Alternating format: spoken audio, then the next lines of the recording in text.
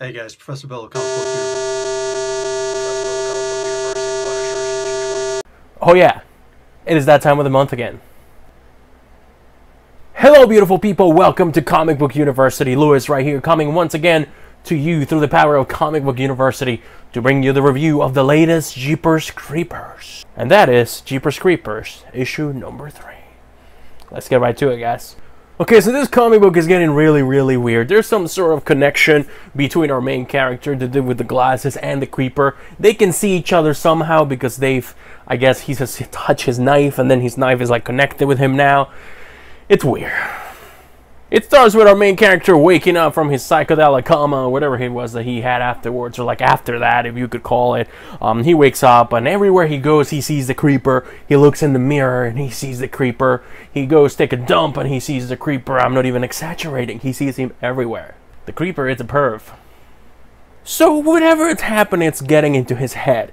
And he just doesn't know what's real and what's reality anymore. And that is what I enjoyed about this comic book. Even though it's also the part that I almost kind of didn't like it. Because it's getting like very supernatural.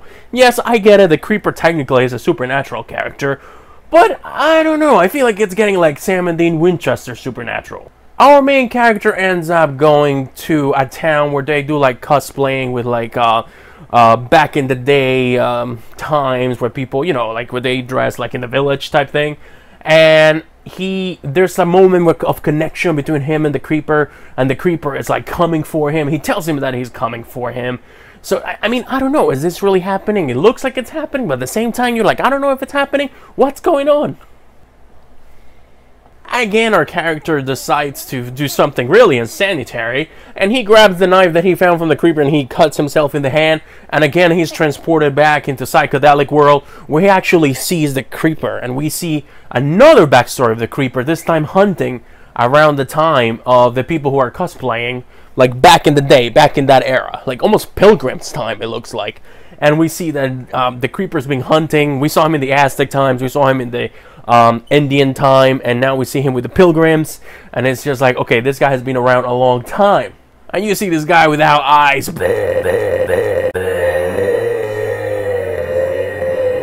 very much like Justin Long in the first Jeepers Creepers. That was a really nice, cool throwback for those of you who have seen the movie. That's what it reminded me of. So then the creeper grabs him in the middle of this psychedelic dream, or whatever the hell it was, and he grabs him by the arm, and you see that he's carving something on him. And he carves a name on his left, or on his right arm, if I'm not mistaken. He carves the name Centralia. I don't know what that means. If you do, let me know. Am I missing? Is that the name of a city? Am I missing it? Is it the name of a city? And that's the way the comic book ends, guys. We get a big to be continued, and we don't know what is happening. Again, they're dragging the whole supernatural history of the creeper. Yes, again, I get it. He is supernatural, but now it's getting like really super uber duper natural. So we'll see where it goes. Next issue is supposed to explain more.